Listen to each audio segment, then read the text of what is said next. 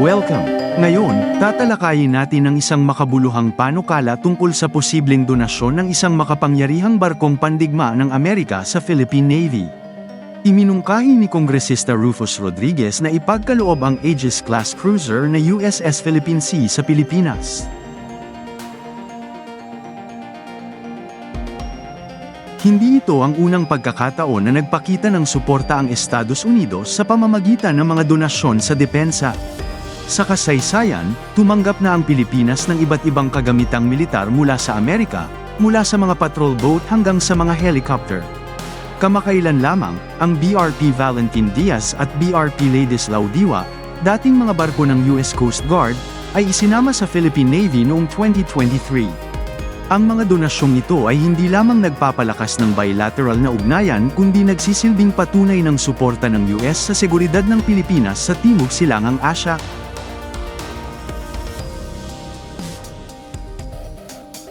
Kung maaprubahan ng panukala, ang USS Philippine Sea ay maaaring magbigay ng malaking ambag sa pagpapalakas ng kakayahan sa depensa ng Pilipinas sa West Philippine Sea.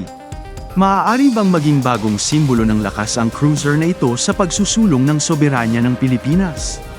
Talakayin natin ang potensyal na pagbabagong ito.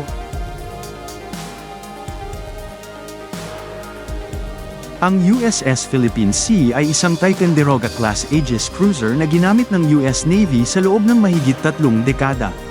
Kamakailan lamang itong iodine komisyon dahil sa kondisyon ng hull nito, na itinuturing na hindi na sulit kumpunihin. Sa kabila nito, nananatiling makapangyarihan ang mga teknolohiyang taglay nito, kabilang ang advanced radar at missile systems, na mahalaga sa mga operasyong pandepensa.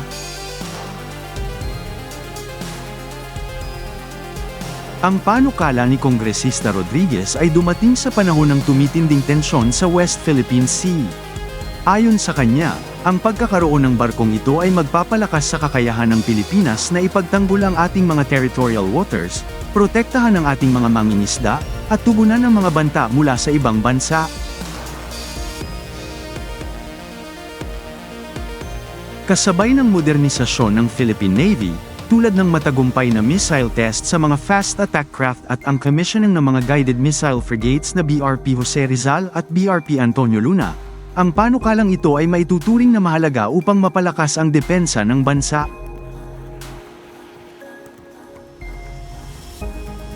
Bukod pa rito, ang paglipat ng USS Philippine Sea ay maaaring maging simbolo ng matatag na ugnayan ng Pilipinas at Amerika, lalo na't patuloy ang suporta ng US sa seguridad ng Timog Silangang Asya.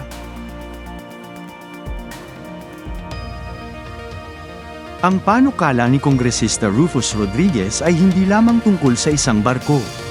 Ito ay isang hakbang upang palakasin ang depensa ng bansa at pagyamanin ang ugnayang pandaigdig sa pagitan ng Pilipinas at Estados Unidos. Sa gitna ng mga hamon sa soberanya, ang pagkakaroon ng makabagong kagamitan tulad nito ay makatutulong sa mas ligtas at mas matatag na kinabukasan para sa ating bansa. Salamat sa inyong pakikinig. Kung nagustuhan ninyo ang paksang ito, huwag kalimutang i-like, mag-subscribe, at manatiling nakatutok para sa mga pinakabagong balita sa depensa at seguridad ng ating bayan. Sama-sama nating itaguyod ang ating kamalayan at pagmamalaki bilang mga Pilipino.